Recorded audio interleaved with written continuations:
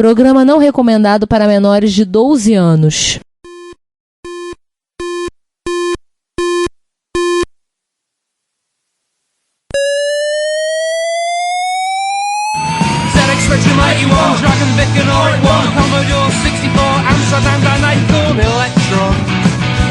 BBC Micro.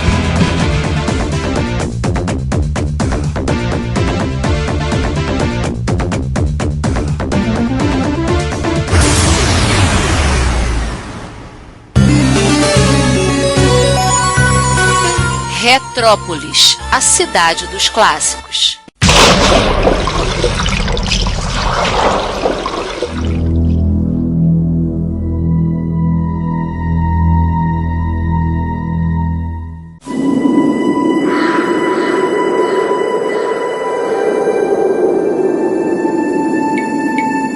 Aquela que é a versão mais divertida do Underworld, a do Super Nintendo. Na verdade são duas. Divertida principalmente de ser feita, né? De ser programada. Não, divertido de ouvir a história. Assim, a interplay novo da Nintendo aí, esse tal de Super Nintendo, né? Vamos tentar fazer alguma coisa. Até aquelas discussões lá de reunião, alguém falou, fala no Underworld. Eu, cara, Underworld. A máquina é poderosa, né? Mas, peraí, gente, não é tanto assim, né? Não é uma amiga. E aí, assim... Ela é radicalmente diferente.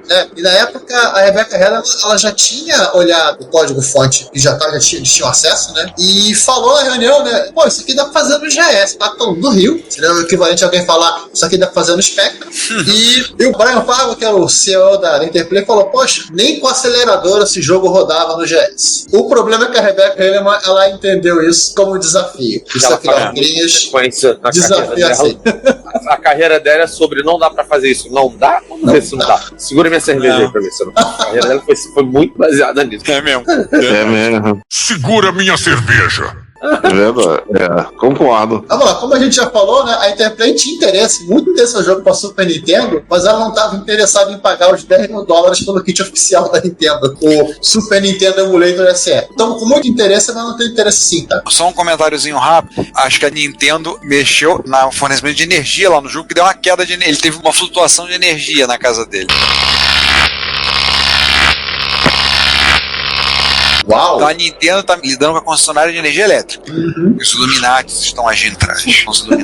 Isso dá alta teoria da conspiração. Mas assim, a curiosidade é, apesar de eles não terem comprado o kit desenvolvimento oficial da Nintendo, eles conseguiram assinar o contrato de parceria para fazer jogo. Você não entende bulufa? Agora, com que japa eles conversaram, eu não sei. Que japa vão carro esporte, eu não sei. Mas tudo bem, a Rebecca, ela tinha criado o tal do Slugo 3, que era literalmente um emulador de ROM, nada mais, nada menos. Inclusive, ela vendia pela bagatela de $250 na época, que você podia ligar no teu GS ou teu PC, né, via porta paralela, no SNES, no Master, no console que você queria. Ela fala assim, exceto no Nintendo, tem que ter dois, que é um para ROM, outro para ver ROM, né? E ela começou a fazer com isso, né? Ela pegou o código-fonte do amigo do ST, ela fala no vídeo que ela tem no YouTube, que literalmente ela foi pegando instrução por instrução do código de 108 mil do Amiga e foi fazendo para 65 e 816. Deu 3 semanas, ela apresentou uma versão de 5 frames por segundo, dando calo no olho do jogo no GS turbinado dela. Ô Giovanni, oi. Antes de você continuar a parte técnica, eu tenho uma teoria porque que a Interplay assinou e não levou o kit. E eu digo que é efeito Electronic Arts. Eles não tinham $10 mil? Achou errado, otário?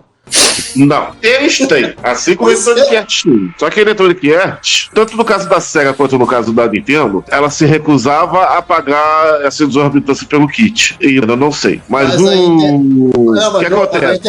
A Interplay não fez kit. Foi só emulador de cartucho. Eu sei, mas qual é a minha teoria? Por esse precedente da Electronic Arts, os caras devem ter chegado e falado, tipo, cara, eles vão nos dar muita dor de cabeça se ficar batendo de frente. Então, o famoso, assina, que a gente ganha os royalties na hora de fazer os cartuchos, que é inevitável, e deixa eles se virarem daí da programação. Então, a Nintendo meio que deixou de mão esse negócio do kit. Eu agora tô rindo aqui. Se quer fazer sem kit, faz. Não, problema João, teu. Em algum momento eles vão precisar da gente. Eu vou dar. Eles vão, na hora de prensar os cartuchos. Sim. A justiça é muito injusta. Eu vou dar pausa aqui e deixar o jogo aqui. Peraí, você tava falando sobre os textos que eles devem ter usado, alguma. Sacanagem, ele travou de novo. Ah, não, travou não, tá. É que ele tava parado meu. Desculpa.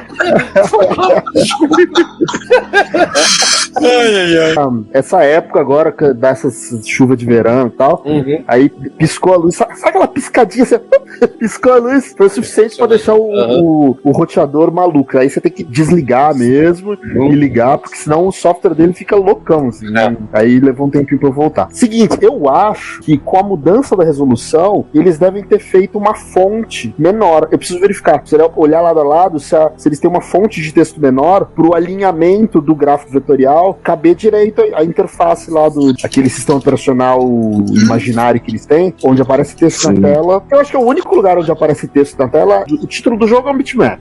Nos créditos eles usam texto, mas no jogo em si não tem texto. Só naquela abertura que eles estão operacional lá. No final também tem um crédito final, lá também tem texto. Mas são os créditos, Mas inclusive isso Droga, o Giovanni estava certo. Não contavam com minha astúcia. É uma característica que não foi mencionada ainda, que o jogo não tem, de propósito, não tem elementos gráficos de barra de nível de energia, número de vidas, essas coisas que é meio que linguagem de videogame, né? De design de jogos. Ele não tem, porque ele é pra ser como um filme. Você só vê a cena, não tem diálogo, não tem texto, exceto na abertura, que é pra você usar a imaginação e ser imersivo mesmo, né? Acho bem legal isso. Eu tinha uma visão, inclusive, que eu acho incrível, que nesse jogo ter coisa de videogame e tal, era um jogo que, na minha vida, eu vi várias vezes as pessoas ficarem apaixonadas assistindo o jogo, só de ver. Não, continua jogando, que eu quero ver como é que continua a história, porque realmente era absolutamente imersivo pra época, era um negócio meu. Exatamente. Eu já fiz, nos dias de hoje eu fiz isso. Como eu disse, só depois de adulto que eu fechei o jogo, que eu consegui zerar, né? Alguns anos atrás eu chamei uns amigos pra ir lá no Garou Hacker Club pra eu jogar com as pessoas assistindo. Eu tava jogando tanto, porque eu tava desenvolvendo o port da VM, e eu tinha que jogar pra saber se tava funcionando, né? Então eu comecei a decorar os jeitos de fazer as coisas, né? Então eu tava jogando bem ele. Eu falei, agora eu vou jogar de cabo a rabo, sem errar, né? Vocês falaram, é um jogo, ele é muito cinematográfico. É legal de se assistir ele jogando. É muito legal ver as pessoas jogando. Eu acho assim, eu sou, como vocês sabem, caros ouvintes sabem que eu sou pereba como jogador. Eu não fui muito longe. Poucas vezes que eu joguei Another World, eu segui muito pouco no jogo. Mas é um jogo, realmente, é uma linguagem cinematográfica, é muito legal assistir pessoas jogando. Eu ainda joguei um pouquinho mais flashback. Gostava do flashback. Mas isso é uma linguagem, eu achava difícil pra mim, o que eu tava fazendo. É interessante, você mostrou aí, a última imagem que você mostrou, tem como pôr, acabou de começar o jogo. Você tá interagindo ali no primeiro plano. E lá no fundo você vê um bicho que você não sabe o que é direito, mas ele entra, olha pra você e sai fora. Aí quando você muda pra tela da direita, aparece de novo o bicho, e que ele tá te perseguindo, né? De longe ali, mas é um elemento assim que você não tá interagindo com ele, mas ele tá contando uma história em segundo plano ali, né? E ele tem várias coisas desse tipo. Mais pra frente, quando tem uma interação entre o Lester e o amigo alienígena dele, toda aquela fase estendida que fizeram depois, o teu amigo tá preso lá, dentro de um túnel, tem uma argola lá, e ele tá preso, ele não consegue passar.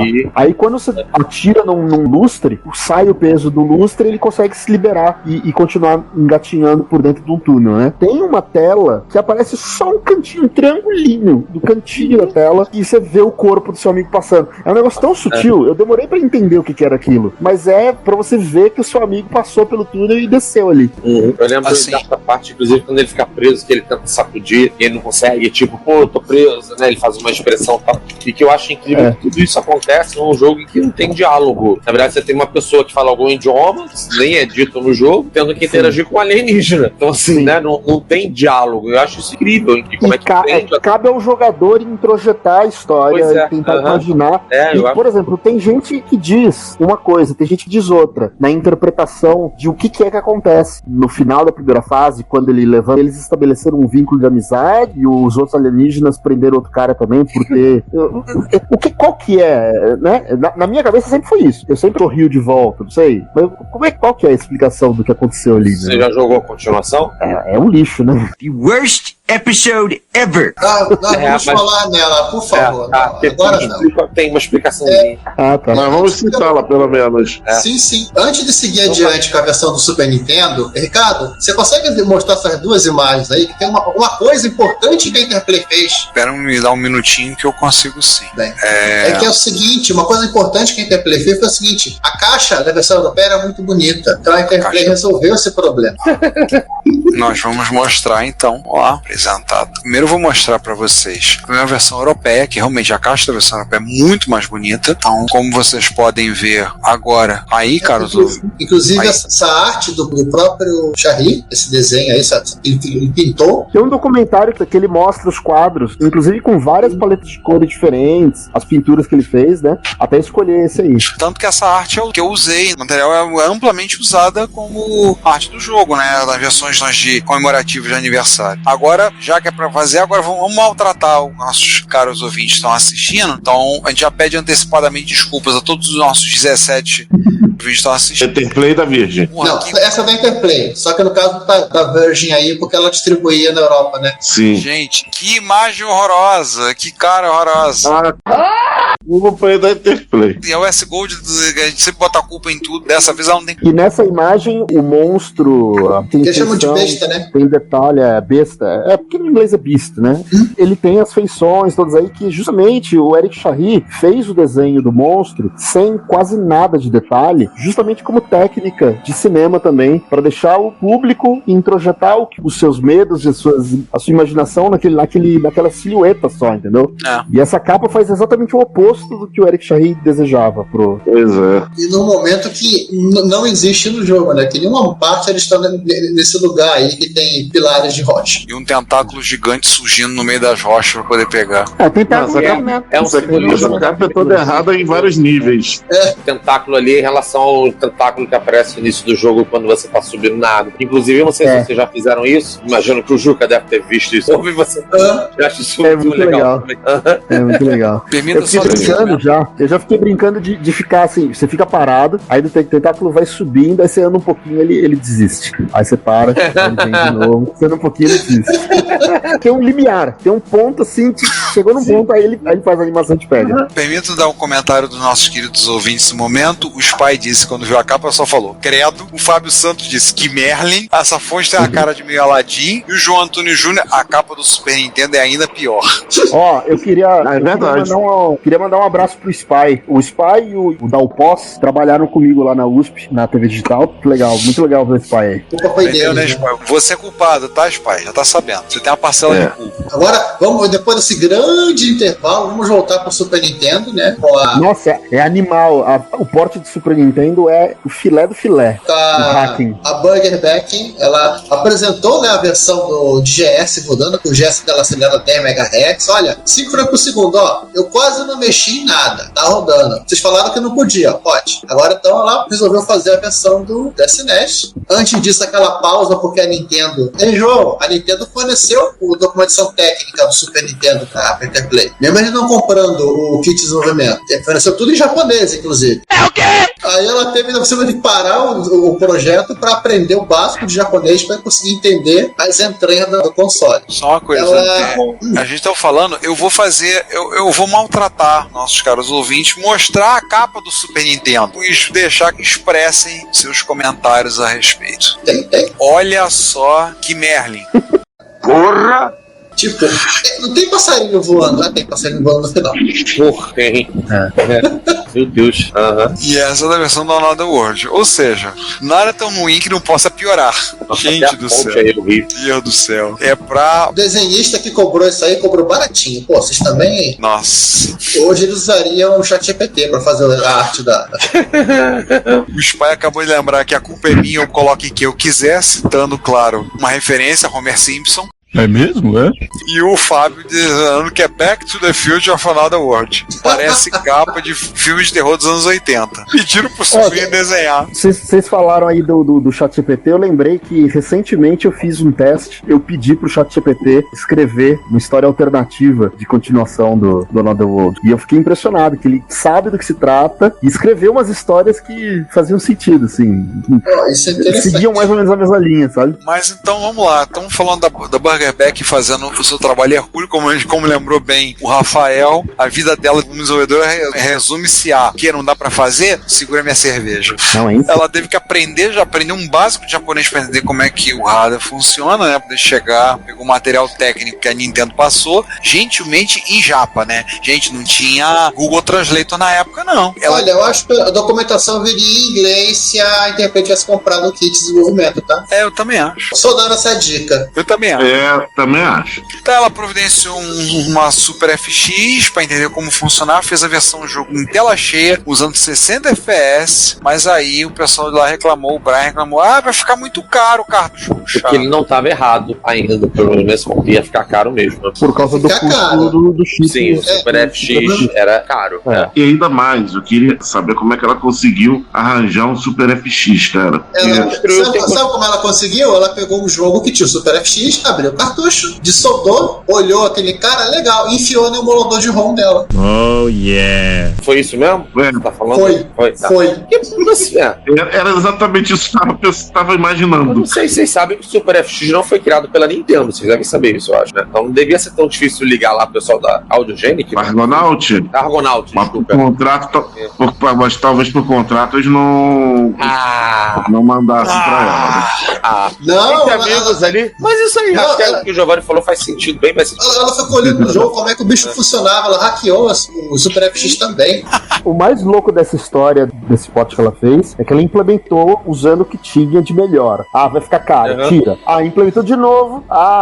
Deu, conseguiu fazer. Tira também, pra baratear mais. Barateia. Teve várias iterações. A segunda interação, ela usou SRAM, né? O cartucho do Super Nintendo tinha uma versão que tinha SRAM com bateria, que você podia. SRAM rápida pra caramba, né? Ela pensou, tem a DMA também, fica mais rápido ainda. Conseguiu fazer o jogo a 30 FPS. Mas aí o Brian falou que o cartucho SRAM é caro. Pô, esse cara é chato, hein? É o chefe. Na terceira interação, ela passou pro Fast ROM, que é a ROM de 3.58 do Super Nintendo, que é o padrão da CPU.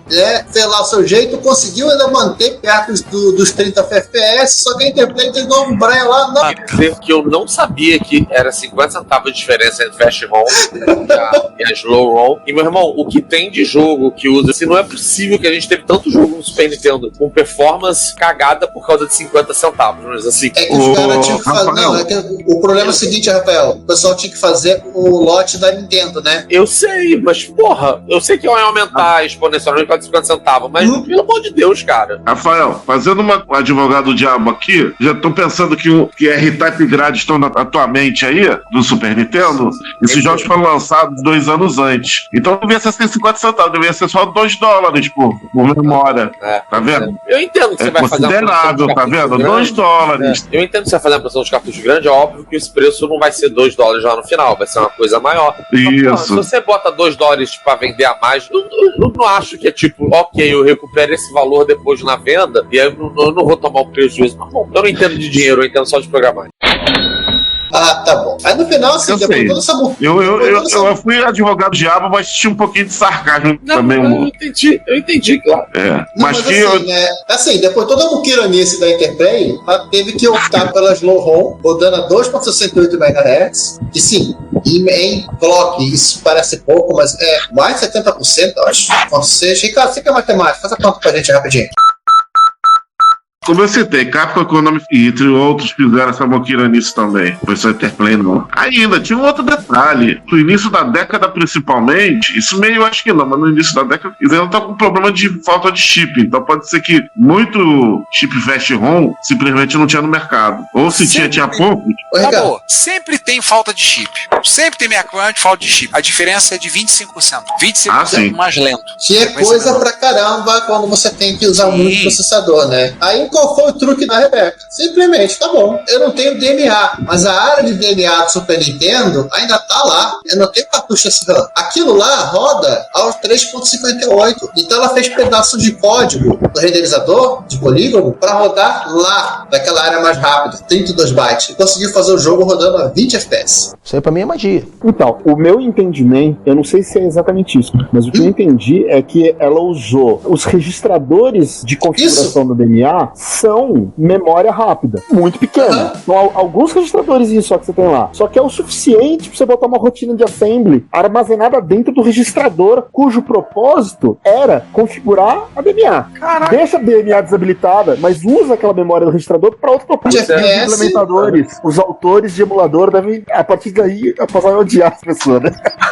Não, o jogo não rodava no emulador do cara. Tem uma outra que eu achei, agora não lembro de referência, eu achei ela comentando sobre isso. Tem outra coisa que ela fez. Ela aprendeu a mandar código pro controlador de teclado do GS. Aí não pro Super Nintendo, pro do GS, pra ela pegar duas teclas ao mesmo tempo de pegar uma. Tipo, ela reprogramou isso também nos emuladores de GS pra não fazer o jogo funcionar. Mas agora, olha, eu como contribuidor de código pro MAME, eu compartilho dos valores do projeto MAME, que é emular corretamente, mesmo que a performance da emulação não fique tão boa, mas a emulação tem que ser o mais correta e fiel e precisa possível. Aí quando você tiver um computador melhor, aí vai ter performance melhor, mas não é feito gambiarra de código no emulador para melhorar a performance. Pode usar técnica de otimização de código para melhorar a performance, mas não gambiarra, entendeu? Então, nesse sentido, teoricamente no MAME deve funcionar, porque as coisas são feitas direito. Se não funcionar é bug, mas que deveria ser consertado. E esse tipo de coisa onde o emulador não funciona e tal, provavelmente é porque não está implementado da forma precisa no emulador. Cortam-se atalhos para implementar o emulador e aí a emulação não sai correta, né? Tem vários emuladores que têm isso. Eu lembro sempre do OpenMSX, que nunca foi o emulador mais rápido do MSX, mas a proposta dele foi ser o emulador mais fiel. Sim. Eu consigo falar isso com propriedade porque nesse exato momento eu estou trabalhando num projeto pessoal meu que tem um teclado musical aqui, não sei se vocês conseguem ver. Tá vendo esse teclado musical aí? Esse teclado é um Technics KN5000. Technics é famosa por fazer toca-disco, mas teve uma época que ela fez teclados musicais. Duas CPUs. A CPU principal cuida da interface gráfica, tem uma tela VGA, ele tem um chip controlador VGA. Então tem uma tela de Crystal Lake 320 por 240. Inclusive, eu comecei a fazer um port do Another World pra rodar no teclado. Mas isso é spoiler. Spoiler. Pensei que você ia rodar do então! Que bom que você falou isso. Eu acho que o Another World deveria ser, assim como o Doom, um objetivo de hacking de fazer port pra outras plataformas. Porque é uma VM tão simples, porque é tão legal ver o Another World rodando em todos os lugares. Só a brincadeira que falou disso de rodar Doom, eu faço a piada sempre em sala de aula, porque falar de Doom, muitos dos meus alunos não lembram. Aí eu falo uma coisa de isso aí não roda Minecraft, não. Isso aí você vai rodar Minecraft. Aí a garotada na faixa dos 15, 16, 17 anos vão entender. Mas só fechando parênteses dessa questão do teclado, é que ele tem duas CPUs, né? A primeira CPU cuida do sistema operacional, a parte gráfica lá da tela, da interface toda, e a segunda CPU mexe com os chips de som, pra fazer, de fato, a parte musical do teclado. Só que o emulador que eu tô escrevendo não tá funcionando agora, por vários motivos, e um deles é que na hora que você boota, a CPU principal faz tem uma flash só, então dessa flash tem um bloquinho de código que é o payload que a CPU secundária vai rodar, né? Então você precisa fazer essa transferência de instalar o firmware durante o boot pra CPU secundária. E esse processo é feito via DMA, só que o MAME não emulou ainda o mecanismo de DMA da CPU Toshiba TLC S900, que é a CPU usada nesse teclado, não tá emulada essa DMA. Então como a DMA não funciona, não é feita a carga do firmware, então a CPU secundária não funciona, aí bagunça tudo, né? E eu tô tentando fazer emulação aqui, eu fiz umas gambiarras. Eu emulei meia boca só pra passar desse ponto, mas depois tem que voltar atrás e arrumar, porque não é o jeito certo de fazer, entendeu? É esse tipo de coisa que eu quero dizer. O MAME busca fazer tudo certinho. Claro que durante o desenvolvimento, enquanto não tá funcionando, a gente vai cortando caminhos aqui, mas em teoria não é diretriz do projeto, é não fazer esse tipo de coisa. O Fábio Santos, voto pra rodar no MSX. O Another World. Eu vou falar uma coisa.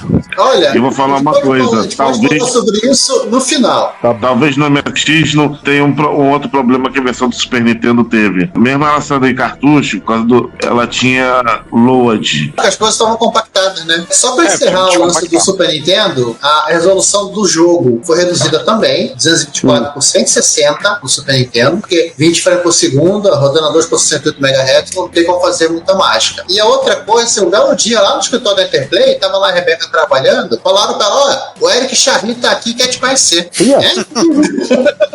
Quer falar com você. Foi lá, né? Apresentou. Ele foi lá agradecer pelo trabalho dela ao fazer a versão do Super Nintendo. Inclusive, ela ganhou nesse momento um quadro com aquela capa, a capa, né? Uma reprodução autografada por ele com inscrições pra você, né? Obrigado pelo bom serviço no porte da versão do Super Nintendo. Isso que também não sabia o resto da história.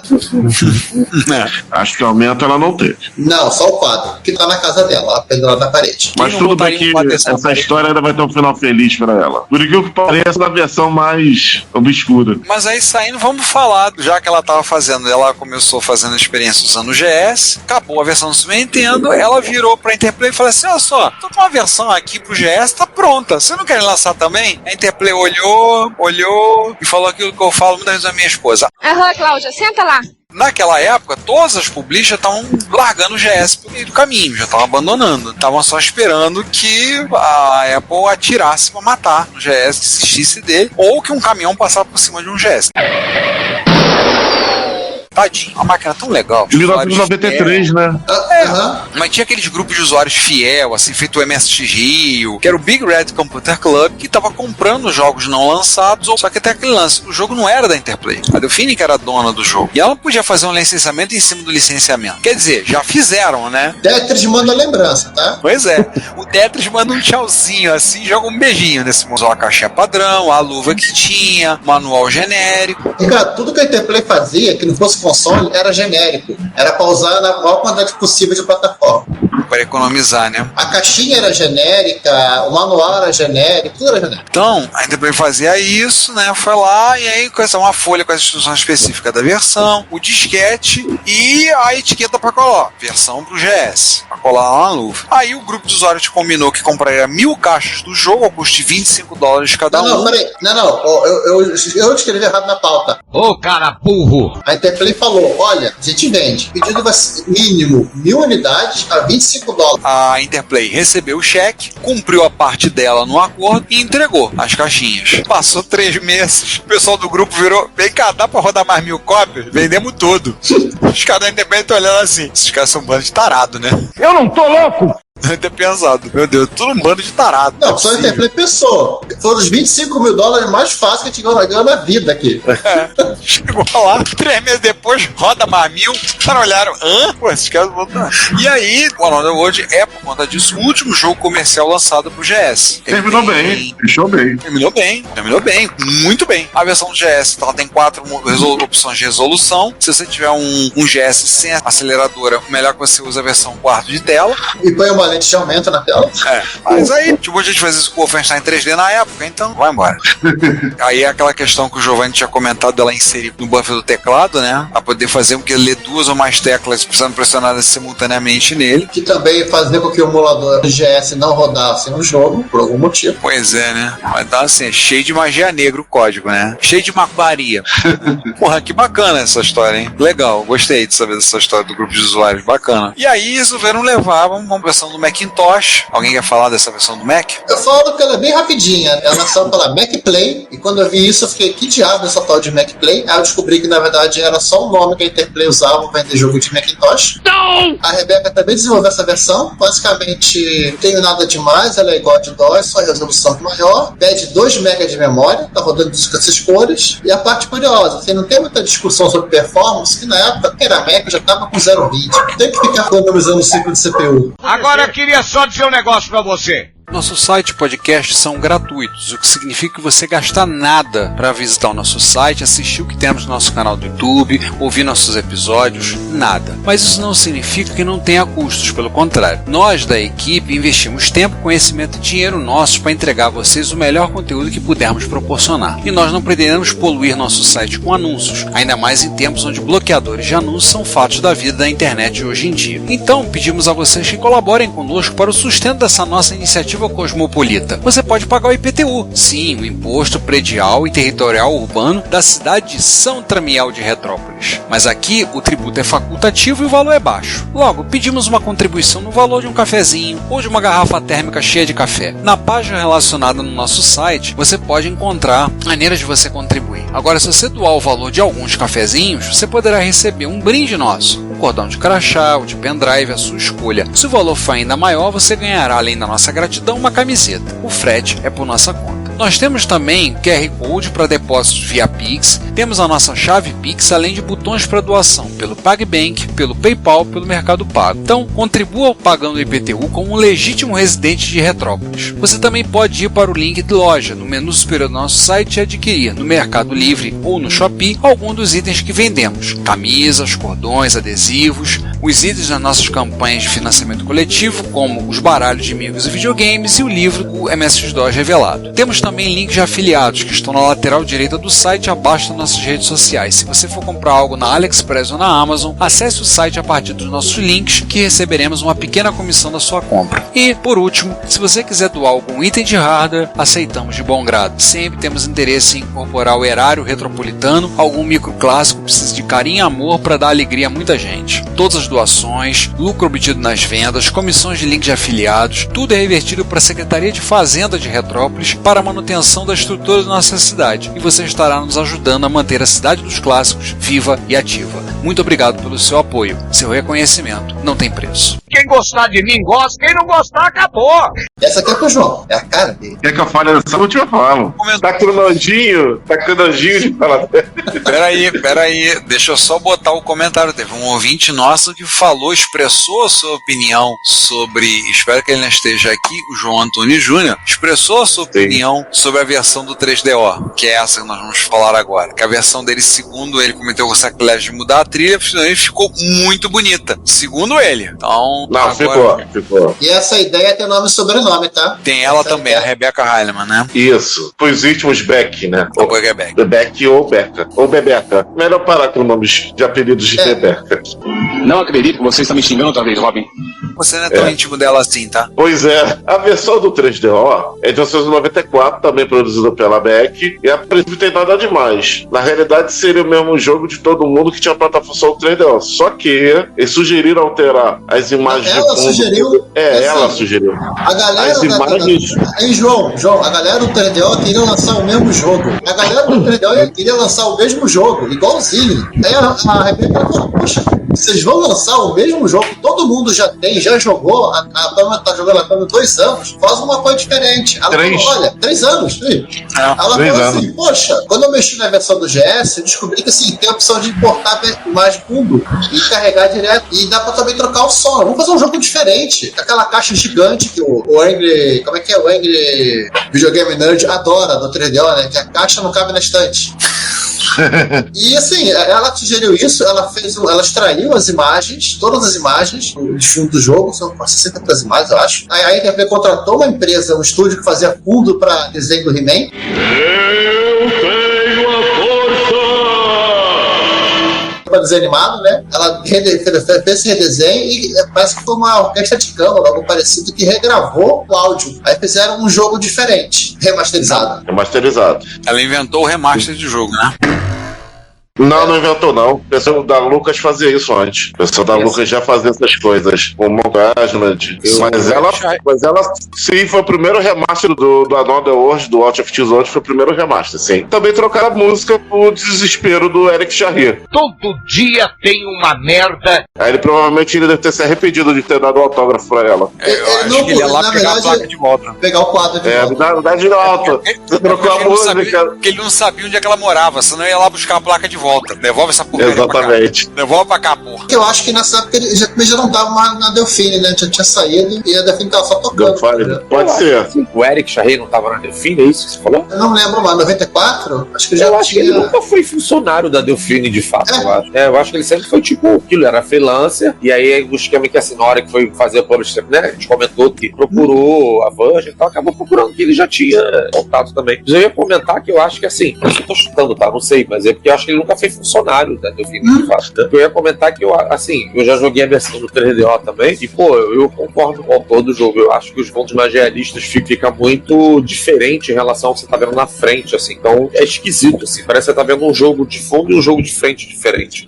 E eu acho que a trilha sonora que é colocada por cima também era desnecessário, e eu acho que fica legal também. Eu acho, pelo menos. Não sei se eu sou purista demais, mas realmente quando eu joguei a versão 3DO eu falei, pô, alteraram, eu entendo a lógica de alterar porque é uma plataforma mais moderna, moderna e tal, também acho que ficou inferior. O que alguém acabou de falar, né? O João Antônio Júnior falou, gente, reconheço que as imagens remasterizadas não casaram bem com os polígonos, mas visualmente acho muito bonita, a paleta de cores dos cenários foi ampliada. Eu acho que porque a paleta de cores fica mais bonita necessariamente. Mas é isso, assim, fato, né? Você vai pegar na forma mais moderna, é bem comum que alguém queira realmente poder utilizar o que a plataforma tem. Sim. A gente joga jogo MSX com 16 cores. Ô Rafael, você falou que é como se tivesse dois jogos, né? Tipo um superimposing.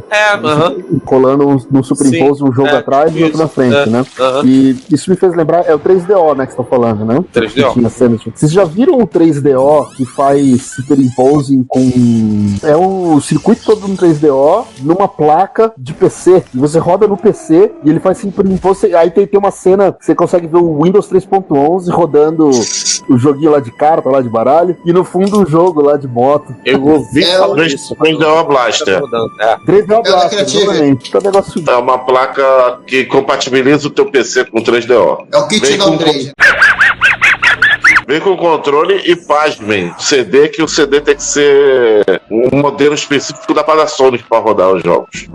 Exatamente. Tem um vídeo bacana daquele Angry... Como é? Angry Video Nerd? LGR Oddware. O Laser Game.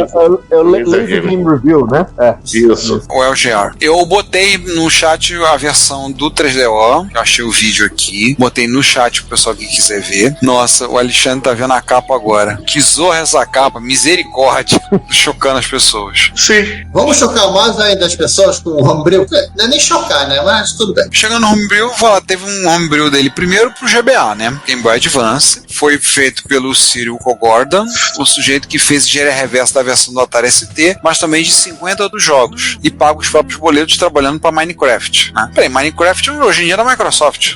Ele trabalha lá. Acho que ele é tech lead lá. Então, ele em 2000... Peraí, Ricardo, repita o que você falou. Ele fez engenharia reversa em 50 jogos da Atari ST. Jesus, esse realmente tá de parabéns. No ano da graça 2001, ele começou a fazer uma versão que fosse pixel perfect pro GBA. Então ele foi reescrevendo as funções em Assembly de 808.000 para C, que foi uma coisa um tanto quanto complicada, né? Difícil mesmo foi cuidar da otimização do jogo ou manter um frame rate satisfatório. Conseguir manter um número de quadros por segundo que fosse mais ou menos aceitável. Então tá quase terminando, ele falou com o Eric Charry, perguntou, falou com ele, aí o Eric falou, segura aí porque eu tô comprando os direitos do jogo para a versão de 20 anos. Ou seja, ele começou em 2001, foi quase 2011, quase 10 anos de trabalho, porque o jogo completou de 91, 20 anos, 2011. Nossa, então pra poder lançar, então, segura aí, mete o freio aí.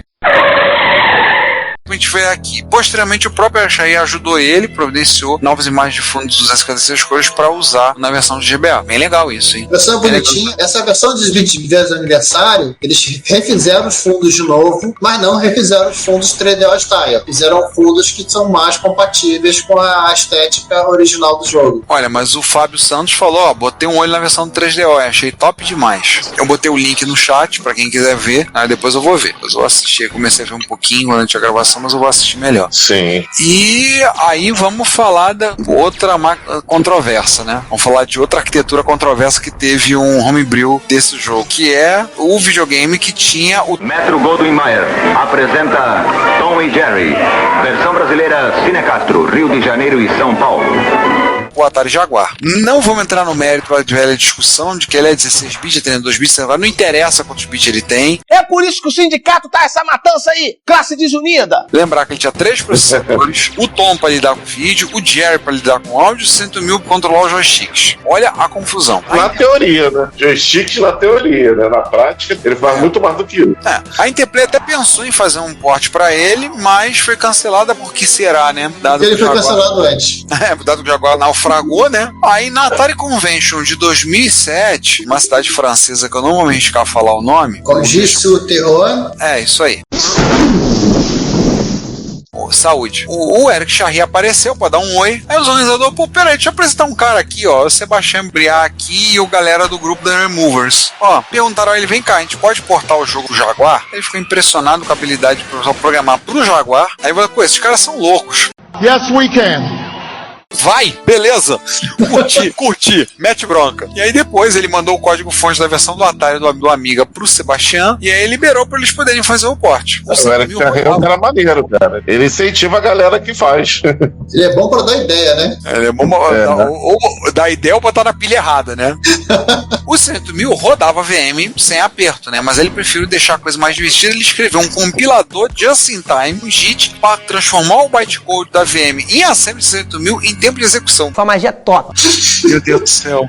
Sempre tomar pra difícil. Pra que fazer, né? Do jeito mais fácil? Pois é, né? A parte do desenho dos polígonos é tocado lá pela GPU, pelo Tom, com ele de comandar o Blitter e com um engine lá pros sprites, objeto de processo, fazendo, no caso, um sprite do tamanho do frame buffer. Para tocar o áudio, ele fez um emulador do chip Paula, do Amiga, para rodar diretamente no Jerry, que aí ele controla o DSP e vambora, né? E aí o Eric ainda mandou para eles, novas imagens de fundo da edição de 20 anos, com uma resolução bem maior, 1152 por 720, isso é uma resolução já HD, já subiu uma versão aí, 256 cores, então tipo, já não dá para reclamar, porque já tá com uma resolução parruda. É claro que isso aí não cabia no cartucho, óbvio, né? Aí reduz para 320 por 200, que ainda não coube.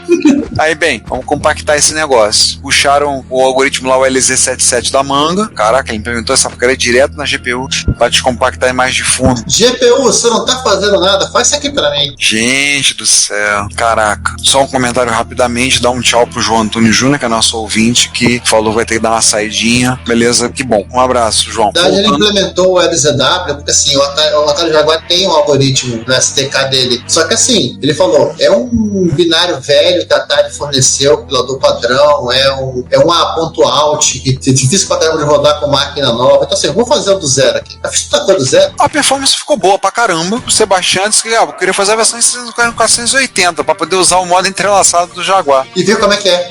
Vai ver como é que fica. Ela ficou tão rápida que ele teve que botar uns delay nela porque tava rápido demais. Ele tem um comentário. A própria VM, o Ju vai até observar isso. A VM ela tem um controlador de tem um tique, né? E assim, ele fala que tem cena no jogo original, sabe, no tanque, que assim, o Amiga já tava no talo, que até o tique foi removido. Tipo, ele teve que pôr de volta. É isso mesmo. A execução do bytecode é rápida. O que demora é a renderização de polígono, né? Manipulação do vídeo, né?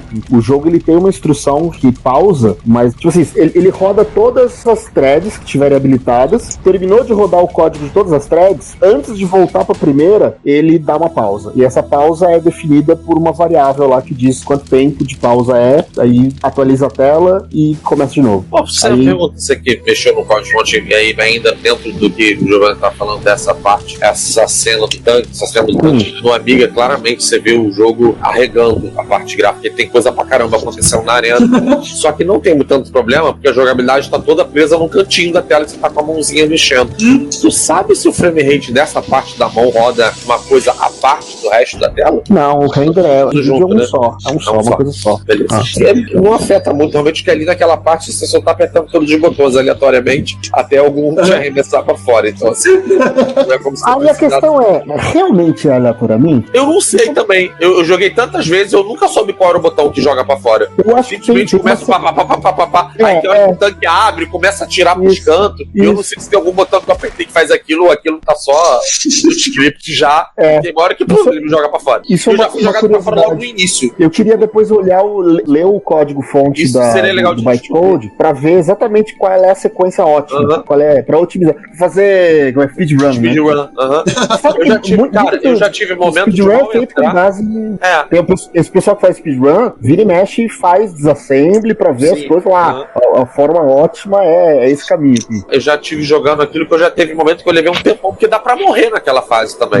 Se demorar demais, o tanque explode. O tanque explode. E ao mesmo tempo, eu já consegui sair muito rápido. Assim, e eu falei, o que eu fiz? E rapidinho eu saí. Eu não tenho a menor ideia de como é que passa aquela parte. Sempre foi apertando lavicamente todos os botões. Aleatoriamente, bem rápido. Tipo isso, E outra coisa que eu acho que seria divertido é na abertura, quando ele digita o número, tem uma senha, né? Eu queria ver se todos os releases usam a mesma senha. Porque trocar aquela senha é relativamente simples do ponto de vista do bytecode. É só botar uma coordenada diferente, XY, porque é o mesmo vetor. É o vetor da mão dele animando assim, ó. Vai pra cá, vai pra lá. Então, teoricamente, daria pra colocar qualquer senha ali. Divertido. Tem isso, né? A gente não citou cenas de animação que passa, elas não são uma animação pré-gravada. Elas são rodadas e são executadas no momento que você tá rodando o jogo, junto com o jogo. Bem, só fechando o papo da versão do Atari, do Jaguar, fizeram caixinha, lançaram caixinha do jogo, ficou bonitinha a caixa, né? Bem bacaninha a caixa, né? Fizeram bonitinho. Escape. Ficou legal a ideia, ficou bacana, o jogo encaixa, tudo lá legal. Tem uma versão, a versão original 16 cores, a versão pros 15 anos em 256 cores. Quem for olhar lá, tem um grupo lá, o site do grupo, do Removers, tá lá disponível. Tem uma lista de perguntas. Inclusive assim, se você quer ver o número de série, você pressiona 2 teclas no teclado que tá no joystick do Jaguar, que você vê o número de série do jogo. Vamos falar das edições de aniversário do jogo, né? Só uma coisinha, o Giovanni falou que lembrou mais uma vez que as cenas, as cutscenes, são código executável, né? É como uma demo da Demoscene. Né? É tipo uma demo da Demoscene. Não é um vídeo gravado, é um código sendo executado em tempo real. Uma prova disso, eu tenho um vídeo que eu subi no YouTube. Se você procurar no YouTube por Another World VM Glitches, na minha conta, Felipe Sanches, você vai ver um vídeo que eu publiquei lá uns 8 anos atrás, quando eu tava implementando essa VM no MAME e tinha um bug na minha implementação. E aí ele fica umas threads que ele não desabilita. E ao longo da execução do código, tem uma instrução para você habilitar ou desabilitar a thread. Então você pode desligar o comportamento de uma thread e aí mais pra frente ligar de novo. Tem esse chaveamento das threads, né? E tinha um bug na minha implementação. E aí eu gravei o vídeo e publiquei como que é a abertura do jogo toda cagada, né? Então você vê umas cenas assim que mistura o cara andando com a planta de cor errada e ele andando numa cena que ele já não devia mais estar andando. Tá meio bagunçado ali. Que é evidência técnica, por meio de um glitch, por meio de um bug, de que aquilo realmente é computado em tempo real. Não é um vídeo gravado. Vamos falar então das versões de aniversário. Ele teve 2 versões, a de 15 anos e a de 20 anos. A de 15 anos saiu, obviamente, em 2007, somente para Windows, publicado pela Electro Games e a Anuma Interactive. Já a versão de 20 anos é de 2011, saiu para tudo que o Eric Chahi conseguiu publicar, já que vocês lembram que ele estava falando que estava vendo para compra dos direitos do jogo. Saiu para celular, tablet, console, computador, para tudo que é lugar. Até na sua geladeira você consegue rodar o Another World se tiver feito um port para lá. Foi quando, inclusive, saiu a versão pro Wii, nessa época. Eu não sabia, ele tá para Switch. Essa versão de aniversário, né? É. A versão do Oia, até eu poderia rodar um tempo atrás, mas como eu vendi meu Oia, então não vou rodar mais. Não no Oia. Não, no Oia. Eu não vou poder ligar na TV da sala. Dá o teu recado aí. Nosso podcast está disponível em vários serviços de áudio. Podemos listar entre eles o Spotify, o Deezer, o Apple Podcasts, TuneIn, Stitcher, Last.fm, iVoox, Castbox.fm, Player.fm e alguns outros. Não deixe de nos ouvir, comentar e também favoritar nosso podcast do serviço, para que outros possam conhecer e possamos espalhar a palavra da retrocomputação. Muito obrigado. Mas acabou o programa já, então não vai dar tempo de falar. E aí, o que é o legado que esse jogo deixa, né? Falar um pouquinho do legado. Eu saí do quadro que eu ia pegar meu Uia, mas eu não achei onde ele tá, só achei meu controle. Desculpa, prossegue. A Another World é um jogo muito influente. Influenciou Metal Gear Solid, então pro pessoal que acha que, na verdade, as produções japonesas influenciam as outras, mas também são influenciadas. Hideo Kojima também foi influenciado por Another World. Influenciou Silent Hill, esse jogo Ico, que eu não conheço. Ico é de um autor japonês bem conhecido que falou que era um dos poucos japoneses que tinha uma amiga na época lá no Japão e que tomavam a surra para conseguir achar conteúdo, conseguir achar revista sobre, né, informação, software para rodar, porque ele tinha uma amiga no Japão, assim. Mas ele tem essa coisa de ter sido, eu vi já ele falando realmente que ele foi mega influenciado pela Another World. Ele fez o Ipo e o Shadow of the Colossus. E também influenciou o Flashback, né, que é o jogo que eu comentei que eu conheci um pouco mais. Também feito pelo mesmo autor do Future Wars, também lançado pela Delphine, também conjunto com a nossa querida amada Westgold. É o mesmo cara que... E mais recentemente, ele influenciou o Limbo. Ah, sim, Limbo. Sim, direto. A narrativa do Limbo, porra, igual... não tem mensagem. Jogo totalmente mudo. Eu ia comentar que o cara é pouco conheceu, o nome do cara que fez o Flashback do Raw. E ele fez o famoso, super amado Shaq Fu também, é a mesma pessoa. Eu fico puto da cara! Curiosamente. O filme já... Essa parte era dispensada, né? Pô, mas eu acho muito curioso que o cara que criou o Flashback é o cara que criou o Shaq Fu, assim. Meu Deus, são duas coisas aí, senhor. Pois é. E o Future Wars, né? Future Wars, aquele Motor Racer também, que é de corrida de motos. Motor Racer. Tem que pagar as contas. Vamos falar mais das coisas boas do que das ruins do cara, né? Vocês estão reclamando, tem que pagar as contas. Tá, vamos falar de coisa ruim lá. Vamos continuar falando de coisa ruim? Esse Motor Racer tem uma trilha sonora muito legal. O ruim que a gente tá falando não é o Motor Racer, é o Shaq Fu mesmo. O Motor Racer é legal, concordo. O trilha sonora é legal mesmo. Mas você segue falando de coisa ruim, Giovanni. Polêmicas. The Heart of the Alien é uma sequência para Another World, desenvolvido pela Interplay, logo quem? Lançado em 1994, exclusivamente para o Sega CD, e vendido nos Estados Unidos como Out of This World 2. Ou seja, fora de outro mundo, né? Isso. O Eric Charry só deu uns pitacos, umas sugestões, o problema deles aí, a Interplay caiu pra dentro pra fazer, ela queria fazer jogos em CD-ROM, que era a mídia queridinha da época. É mais barato fazer cartucho. A ideia é que o jogo agora é basicamente a mesma coisa, só que agora seria pela ótica do alienígena que acompanha o Lester, né? Não é bem isso não, assim. Desculpa, porque eu joguei ele, né? A ideia original era essa. A ideia original era essa. Ok, beleza. Esse era o plano original, né? Entendi. Meu Deus do céu, caí no erro de abrir, clicar no link, abrir e ver a capa. Jesus. Só piora, gente. Meu Deus do céu, que capa horrenda. Como é que a Interplay conseguiu fazer capa boa pra outros jogos? Porque tá dando. Não, eu não vou sofrer com isso sozinho, tá? Mas pra quem não conhece. Eu não vou sofrer com isso sozinho, eu vi essa capa, mas a minha mente apagou. Tudo bem, sua mente vai relembrar dela agora. Eu tô passada, chocada. Meu Deus. Jesus! Eu lembro bem que eu joguei muito esse aí. Eu vi essa capa tamanho pôster A3 deitado, que é propaganda das revistas da época americanas, né, cara? Pronto, já que é pra traumatizar, vamos traumatizar em grande estilo. Que diabo é isso? Shadow of the Beast. Ele tinha um amigo que tinha ele original na época. Nossa, o desenho da propaganda que mostrou da revista era melhor. Eu acho que algum fã deveria, hoje em dia, fazer uma sequência pro Another World decente pra substituir essa coisa aí. Ou então, eu lembro, eu sei que a gente vai falar mais do jogo aqui, mas eu lembro que eu joguei ele na época, eu tinha um amigo que tinha Sega CD, depois eu peguei um Sega CD também na época, mas eu que sugeri ele comprar o jogo, ele comprou na minha recomendação sem eu saber nada sobre o jogo, porque eu nunca tinha comprado. Já avisei que vai dar merda isso. Muito bom, Rafael.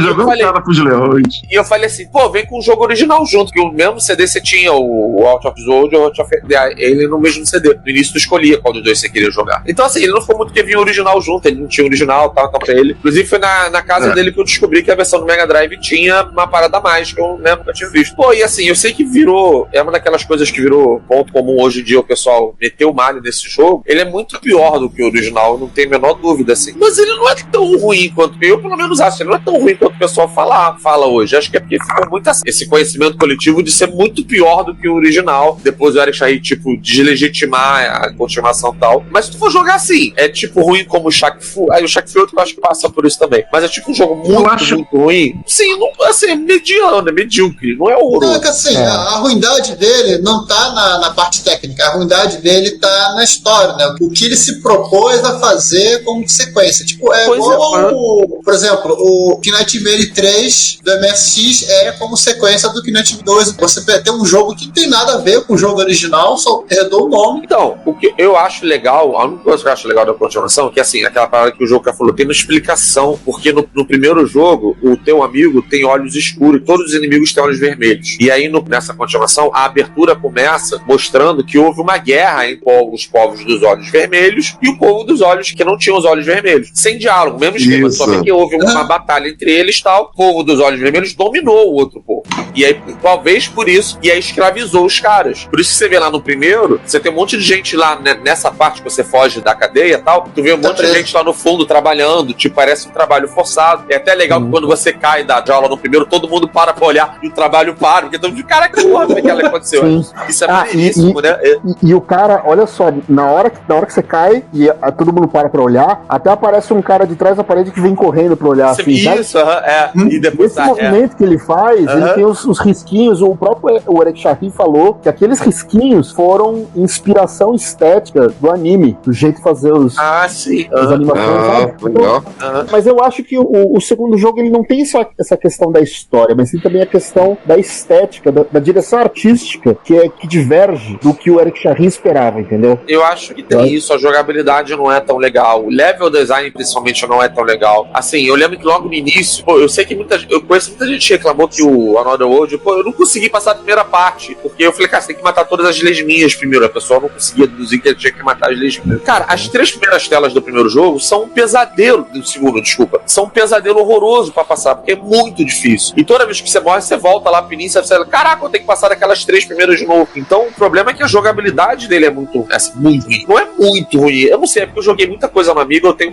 meu nível é mais baixo, assim. Mas assim, não é bom como o primeiro, mas realmente a qualidade cai muito quando você espera a continuação de um jogo que era, absurdamente incrível. E a própria narrativa não é tão legal também, assim. Pô, tem um lance que eu acho legal, que assim, o final, acho que pode dar spoiler do jogo mais de 20 anos, o final do primeiro jogo que é fantástico, né, que pô, ele sai voando naquela parada, no bicho e tal, e fica uma pergunta, tipo assim, pô, o que acontece depois? Que obviamente o Lester não voltou pra Terra no final do primeiro, né? E o segundo meio que quer explicar isso, e, tipo assim, eu não precisava explicar, eu não queria saber. E aí aparece o cara chegando num lugar e deixa o Lester num lugar, aí você descobre que o Lester de fato não morreu, porque ele depois acorda, e aí tem essa coisa de você jogar com Alien enquanto o Lester tá fazendo outras coisas, que é uma parada tipo assim, o cara fala assim, eu vou libertar meu povo, eu vou voltar lá pra libertar meu povo, tá uma coisa meio assim, mas a história não é tão legal, e fica meio tipo também assim, por que o Lester tá indo fazer isso, assim? Se qual foi o diálogo que o cara teve e falou, pô, vamos lá voltar pra salvar o meu povo? O Lester fala, não, eu vou voltar sim, tipo, tudo isso aí realmente é meio ruim, mas em termos de jogabilidade é pior do que o primeiro, mas sei lá, assim, não acho tão horroroso assim.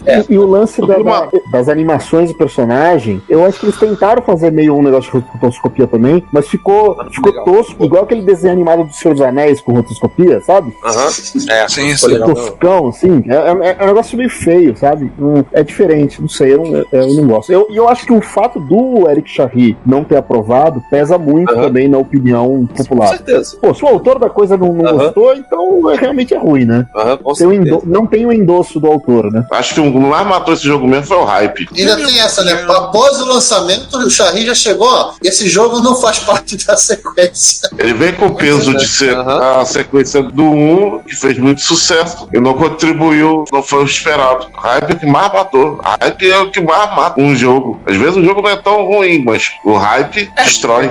Ele não é bom também, assim. Ele é, eu usei o termo medíocre, é o que eu acho que ele é. Só que é difícil ser medíocre quando você é continuação de um jogo que, sei lá, cara, assim, eu acho que é um dos melhores jogos de todos os tempos. É absurdamente incrível o jogo. Sim. E vamos falar daquele projeto que o Chahi fez na virada da década de 90, final 99 para 2000. Por acaso, que teve dentro da Interplay também. Interplay distribuiu no mundo, nas Américas, aquele jogo do cachorro.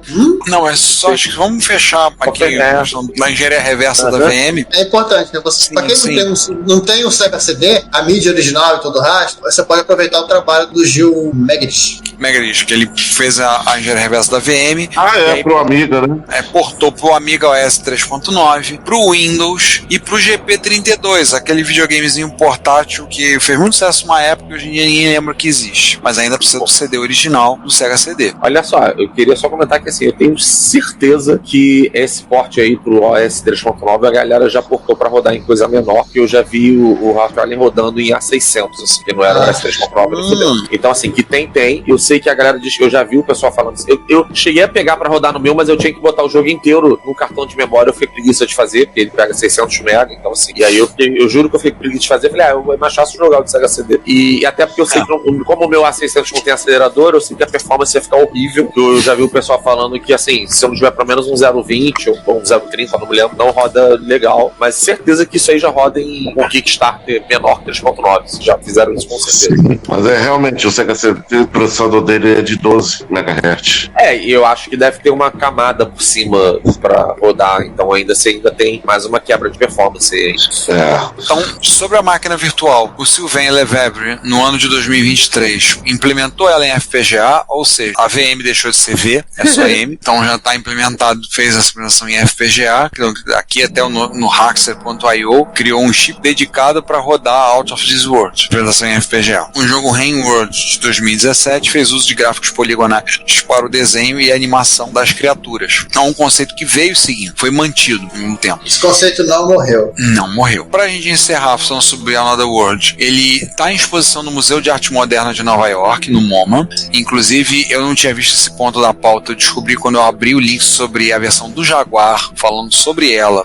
Vai para lá no site do MoMA, mostrando que ele tá em exibição lá, que é muito impressionante, muito interessante, porque é enxergar como arte, né? Trabalho artístico. Junto com Tetris, Space Invaders, Pac-Man e outros jogos por aí. Alguns outros, né? Em 2013, ele ganhou uma biografia, não o jogo, Eric Chahi, escrito pelo Daniel Hitbier. Essa biografia está em francês, está disponível. E tem gente portando ele pro TI-84, a calculadora. O Another World? É. Eu vi um vídeo agora rodando no Apple II Plus, que é bem pior. Assim. Eu já vi o do Apple II, mas ele parece que ele é mais uma renderização. Né? Simula o jogo original do que a máquina AVM. Que o jogo em si, né? Eu achei que era isso também, beleza. Tem uma de Commodore 64 também, que é assim.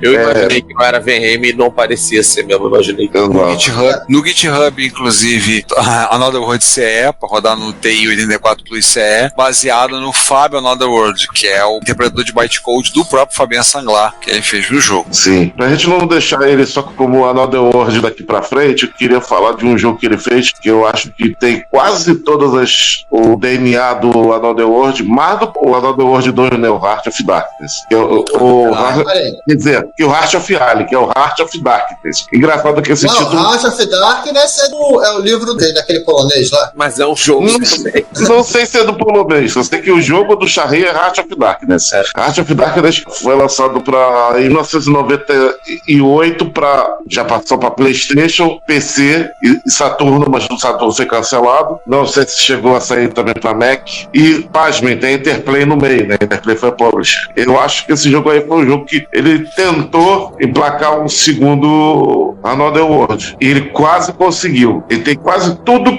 de bom que o Another World tem. Acho que pecou o approach infantil do jogo. Esse jogo é maravilhoso, maravilhoso. E isso que eu falo pra eu acho legal porque ele é quase realmente o sucessor espiritual da Another World. Peraí, João, ele é Heart of Darkness e é infantil? Eu tava justamente estranho. Cara, eu não acho ele tão infantil, não. Porque assim, mas não, ele não é. São meio bizarros, assim, quando os carinhas pegam. Ele não é. O personagem ele até não é uma criança. Ele até não é. Mas o problema é que a Interplay vendeu ele como jogo infantil. A Interplay fazendo Interplayzice, né?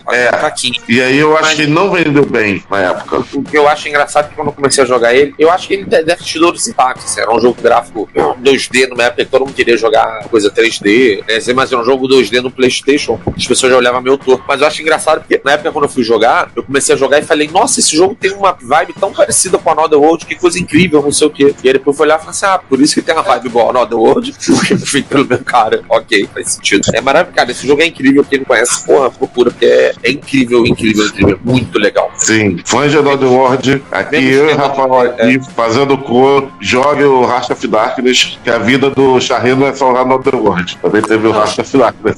Ele fez o outros jogos, né, mas eu digo que o Frondush é super legal novo, também. Né? Frondush é recente, né? Frondush eu joguei no Xbox 360, então assim, novo, é que a gente, pra nossa perspectiva de que uma coisa antiga tá lá no MSX, parece que algo de Xbox 360 é novo, assim, já não é tão novo, não. Já é meio antiguinho já, mas é bem legal também. Tem um jogo novo, né? Tem isso, tem. Esse eu não joguei. Eu cheguei a ver uns vídeos e tal, eu olhei, achei meio esquisito. Eu fiquei meio assim, pô, o Eric Chahi vale a pena dar uma olhada, mas eu realmente achei gameplay não era algo que me agradava, não parei pra ver ainda. Jogar, mas já vi uns vídeos. O Frondush que realmente até hoje eu não joguei, cara, falha minha. Acho que é bem legal também. É bem legal. É um outro estilo diferente também, mas é bem legal. Sim. O livro com a biografia dele parece bem interessante, pena que tá em francês. Eu procurei, tá? Nem em inglês ainda tá disponível ainda. A capa Eric Chahi, escrito igual o Cavaleiro do Zodíaco, aquele inclinado. Tá na pauta, depois vou botar por episódio o vídeo dele, que é aquele post-mortem, dele falando sobre os detalhes do desenvolvimento. É bem interessante. Tem inclusive uma parte que ele começa a conversar em francês com outro cara da plateia, que eles descobrem que os dois falam francês. Não precisa do intérprete. Show. E Giovanni, eu conheço o livro do Heart of Darkness. Não é o que deu origem ao livro Apocalipse Now? Sim, Joseph Conrad. Exatamente. Sim. Pra ficar no mundo dos jogos, comendo também a galera jogar, que também baseado nesse livro Heart of Darkness, Spec Ops Online. O Giovanni, você falou, a gente brincou, falou que era porte para MSX, ia fazer não sei o quê. Você, não, no final a gente conversa. Então... Eu quero falar isso, né? Porque é o seguinte, o GS, vamos lá, o GS tá rodando a 2. Só uma coisa, nós estamos já com 3 horas de live, então a gente já tá indo no final, quase acabando, né?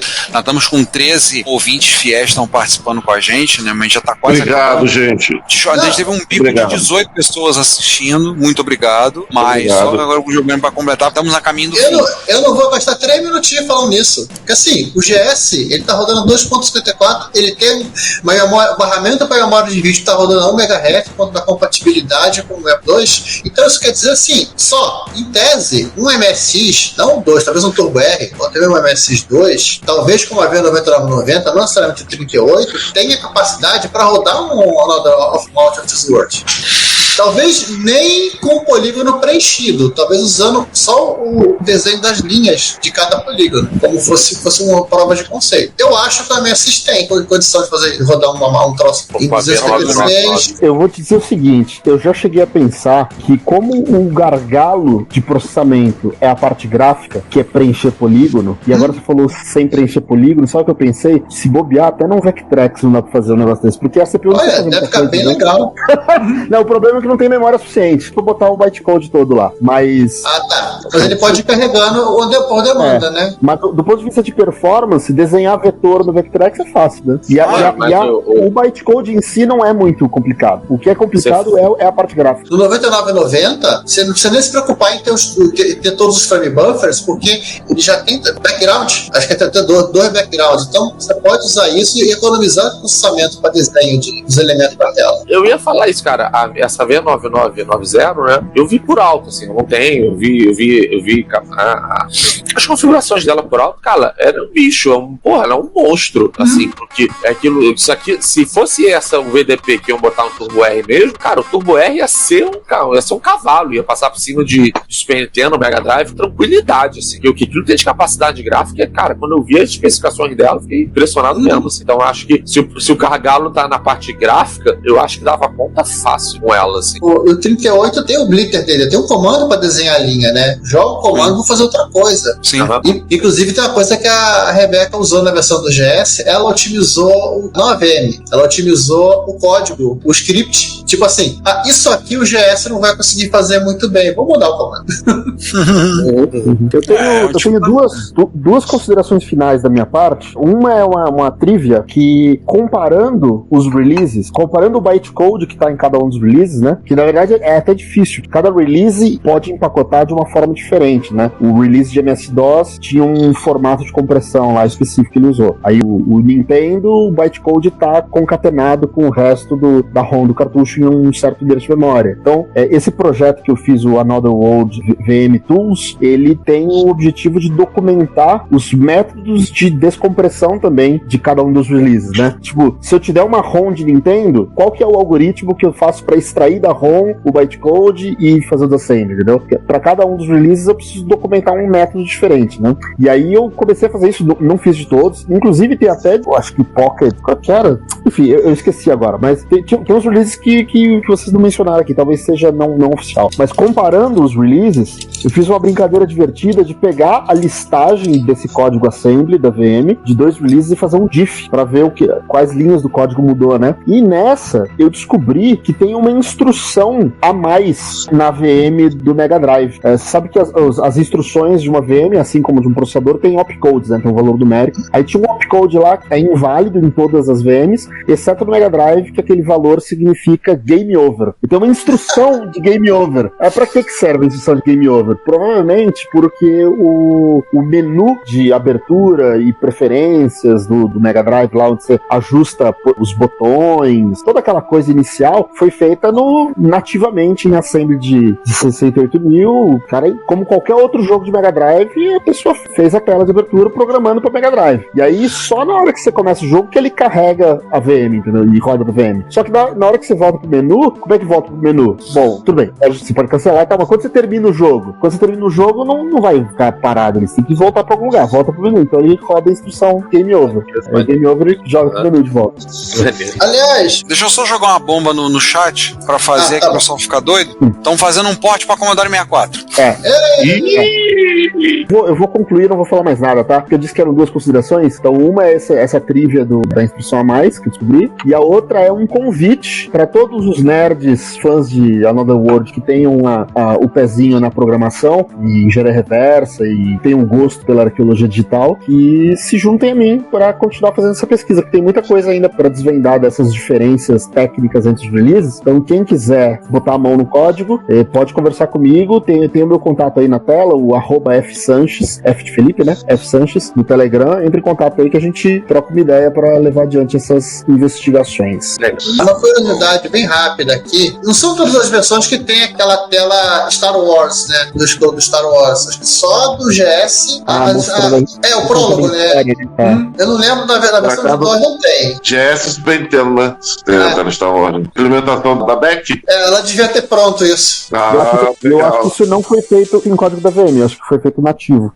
Foi um toquezinho a mais. Só pra vocês saberem o que tem de porte até o momento do Another World, temos aqui a lista, vamos lá. PC, Amiga, Atari ST, Sega, Mega Drive, Super Nintendo, 3DO, Jaguar, Mega CD, iPhone, no caso iOS, PS3, PS4, 3DS, mas eu já vi um porte pra PlayStation 1, Wii U, Xbox One, Switch, Mac, PlayStation Vita, Windows Mobile, Apple 2GS e dispositivos compatíveis com o sistema operacional Symbian. É o Symbian, exatamente, o Symbian é um dos que eu dei uma investigada também, que eu achei bizarro que tinha pra Symbian. Mas isso não é porte oficial, eu acho. Você falou Jaguar, né? O Jaguar que falou que não, o Jaguar não é oficial. Porque PS3, PS4 é oficial, tudo isso. Não, o Jaguar é oficial, o Eric falou que podia. Então PS4 é aquele aniversário de 11 anos. Porque é de eu sempre o porte não oficial de Commodore 64 atraiu a atenção do próprio Eshari, porque ele ficou impressionado com um vídeo que viu. O desenvolvedor disse que vai continuar trabalhando no projeto, vai continuar fazendo, mas é um trabalho realmente impressionante, ainda mais usando aquelas cores de tom pastel do Commodore 64, que honestamente eu não tenho nenhum problema com o Commodore 64, eu acho uma máquina muito legal, mas aquele tom dele de cor eu acho uma bosta. É o segundo. Você citou Xbox 360? Tá. Não tá na lista do Xbox, mas não tem especificamente o Xbox, nem o 360, só tá o Sony. Eu acho que o 360 não teve oficial, não. Foi a partir que foi o Sony. Só o Sony. Tem uma coisa, tem uma diferença também deve ser do aniversário. Tem alguns releases que não incluem a abertura, por questão de tamanho da memória disponível, não sei. Agora eu não lembro qual é, mas eu sei que alguns não tem. Não sei se é o Mega Drive que não tem. O Mega Drive tem como? Eu acho. Abertura? Eu tenho 95% de certeza que tem abertura do Mega Drive. Eu me lembro que tem Mega Drive um bocado. Tem abertura assim mesmo. Se eu não tivesse, eu teria impactado na mesma hora de não ter visto a abertura. Pois é. Aí você faz uma busca no Google e encontra lá um link, ele sugere que vai buscar porte. Eu me botar Atari 2600. Eu falei, não. Portaram pro Atari 2600 é sacanagem. Aí é zoeira, né? Não portaram pro Atari 2600. Igual tem aí é esculhambação. Atari 2600. Portar pro 2600 é sacanagem. Então, acho que é isso. Eu vou insistir. Eu tenho anotado aqui que a versão do Sega Genesis, pelo menos o release europeu, eu não sei se os outros releases também, não inclui a sequência de abertura e também não inclui o Cold Wheel, né? Porque o Cold Wheel foi só usado em alguns releases só. Mas a sequência de abertura não tem no Mega Drive. E talvez por isso tenham colocado. É o Mega Drive? Tem o texto passando? Não, te falar que eu tô dando uma olhada na versão do Mega Drive agora. Tem um texto inicial que não é efeito Star Wars igual aqui dos outros lá. Depois do texto aparece a abertura. Aparece ele lá na Ferrari dando tal. Mas eu tô vendo a versão Mega Drive europeia, Another World. Não sei se então, em alguma outra região não tenha. Mas eu vendo aqui a versão europeia, cara, tem. Eu devo ter tropeçado em alguma ROM que não tinha, ou é erro da minha documentação aqui, eu preciso dar uma olhada. Porque, cara, vê se é do Sega CD. Vê se é do Sega CD, se eles não botaram a abertura em vídeo, o arquivo da abertura em vídeo. Pode ser isso é uma possibilidade, pode ser isso. Uma boa possibilidade. Então, gente, podemos encerrar? Podemos, com fome, inclusive. Eu também. E é assustador que a esposa não bateu na porta até agora pra falar alguma coisa. Porque ela não chegou ainda. E a minha cabeça tem uma banana. Ela não chegou ainda. Cara, como eu tô com fome, tem uma banana. Você me perdoa, eu vou fazer só mais um comentário e a gente termina. Eu tenho vontade. Claro. Eu tinha vontade de fazer uma demo pra Demoscene rodando na VM do Another World. Isso foi uma ideia que eu tive. Pô, seria legal, né? De usar uma plataforma inusitada pra fazer a demo do Demoscene. Só que quando eu fui ver, tem uma limitação que a VM tem, que é o espaço de memória onde ficam os assets gráficos é isolado de onde fica a RAM das variáveis. Então, você tem que trabalhar só com as imagens como sendo vetores, quadros fixos, né? Você não consegue dinamicamente mudar o conteúdo. Então, essa é uma limitação. Se algum dia eu implementasse, por exemplo, como o cara implementou na FPGA lá, como uma CPU, faria sentido fazer uma CPU retrocompatível, que tem todo o instruction set da VM original, e nesses opcodes que são inválidos, colocar opcodes adicionais com as coisas que são as limitações que a VM tem. Por exemplo, a capacidade de escrever na memória de polígonos e dinamicamente mudar o conteúdo gráfico, não? Daria para fazer uma CPU retrocompatível, porque realmente, sem a capacidade de mexer nos assets gráficos, você só consegue fazer stop motion, animação quadro a quadro, né? Não tem rotação, por exemplo, só tem deslocamento e zoom, mas não tem rotação. Então, isso era uma coisa que, se eu fosse projetar uma VM sucessora retrocompatível, eu colocaria uma instrução de rotação, por exemplo. Rotação ia matar de vez o Blitter do amigo. Mas tem a praga de vertigeiro, quer ver? Você foi uma amiga fritando. Nem tanto. Gente, obrigado pelo convite pra falar aí com vocês, foi um prazer. É meio cansativo ficar 3h30 falando um assunto só, mas como a gente é todo mundo nerd, a gente aguenta, né? A gente adora, jogando RPG, a gente faz bastante coisa, Eu brinquei com a minha esposa ontem, nós somos as pessoas do programa, que ontem eu tava, como eu comentei, eu tava num bar, karaokê, mas eu falei, nós somos as pessoas do programa de ficar sentado durante 5 horas. Nós somos as pessoas desse tipo de programa. São as pessoas que levam a cadeira pra festa. Pô, mas ainda nem é mais por ser nerd, não. A idade também já tá pedindo isso um pouco também. Sim. Mas vamos, gente. Então, gente, acho que meu irmão já tem essa mania já de levar a cadeira dele pra tudo que é lugar. É sério. Então, aproveitando a oportunidade, vai lá, João, despida-se. Despida aí mesmo. Pessoal, então é isso aí. Primeiro quero agradecer ao Juca e ao Rafael por ter nos abrilhantado aqui com comentários sobre esse clássico absoluto dos computadores e consoles. Dessa vez ficou bem meio a meio. Várias plataformas foram abrilhantadas por esse clássico aí do francês Eric Charry, que fez a nossa infância e adolescência. Gente, novamente reitero, jogue o Heart of Darkness, que tem o mesmo DNA do Another World, e a versão do PC tá meio chatinha de rodar. Rode no emulador de PlayStation, que é fácil. Até o Dreamcast roda. O Blaine lá, alguém lembra? E é isso aí, gente. Vou me despedindo com vocês. Eu ia falar algo em francês, mas como eu não saco nada em francês, eu falo em português mesmo. Até a próxima aí. E não conhecer outro mundo por querer. Falar uma frase de um anime que tudo a ver com o jogo desse jogo. Esse é o famoso não conhecer outro mundo por querer. E é isso aí. Até a próxima aí. Fui. Eu queria agradecer também ao Rafael Juca por terem participado com a gente. Foi muito enriquecedor, foi muito bacana. Agora eu vou ficar querendo ver vídeo de gameplay do Another World por um bom tempo.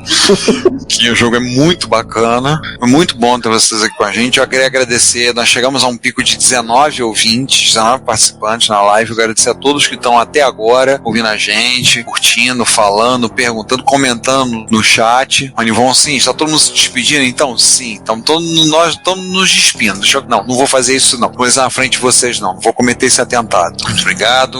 Nossos ouvintes, essa gravação será o áudio que será pro episódio de abril, Retrópolis. Então vocês ouvirão ele enxugado, com o áudio tratado e outras coisas mais, e com as habituais piadinhas sonoras que a gente adora colocar na edição, trilha sonora e tudo. Então, espero que vocês tenham curtido. E eu vou ficando por aqui. A gente se vê no próximo episódio. Não esquecendo, vocês estão aí, dia 6 de abril, MSX Rio, acontecendo aqui na Nave do Conhecimento. Para quem está ouvindo na gravação, será literalmente nessa semana. O primeiro episódio vai ser nessa semana, que a gente vai ouvir na primeira parte. Não, a gente já não vai ouvir, né? Porque essa aqui vai ser na segunda parte. Então, foi na semana passada. Vamos lá no tempo e tal. Se virem. Volta no tempo. Foi muito bom a MSX Rio. Muita gente esteve lá. Foi legal.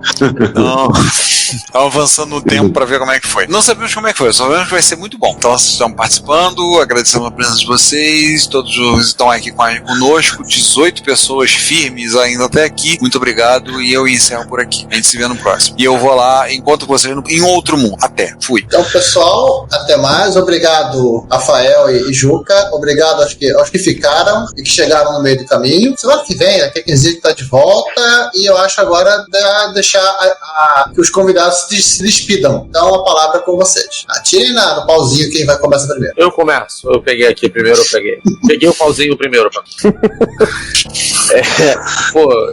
Obrigado pelo convite. Sempre que vocês me convidam, eu venho com prazer e eu sempre me divirto muito quando venho. Quando vocês quiserem falar de joguinho de amiga, joguinho de qualquer coisa, me chama, porque eu sempre gosto muito. Adorei as coisas que o Juca trouxe, que eu achei maneiríssimo tudo que você trouxe, mostrar o código da linguagem da máquina virtual, as informações que você trouxe. Eu acho muito legal aprender tanta coisa nova sobre um jogo que eu tenho, assim, uma paixão enorme, assim. Então, obrigado por tudo que você trouxe aí. E obrigado a todo mundo que ouviu, obrigado a todo mundo que ficou aí com a gente. E eu me despido aqui, valeu mesmo. E minha cachorra acabou de balançar a câmera. Valeu mesmo, gente.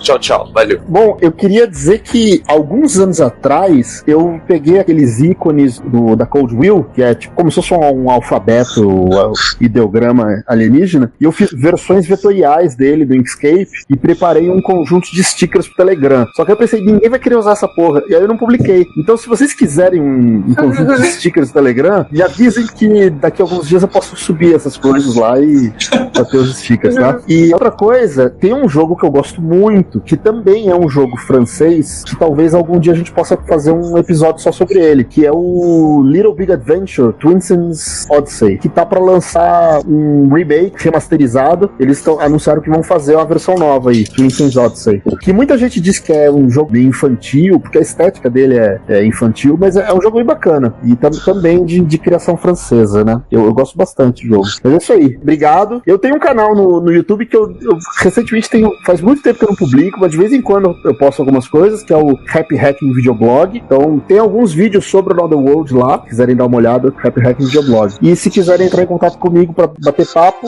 F Sanches no Telegram. Valeu? Obrigado, gente. Um abraço. Happy Hacking. Pô, gente, vocês falam de jogo infantil, eu joguei Chicória, tá? Depois dessa, gente, eu vou ter que encerrar a transmissão, querido, né? Até, fui. Até. Fomos. Aqui é o Pedro de Medeiros, programador de micros clássicos. Você está ouvindo Retrópolis, a cidade dos clássicos.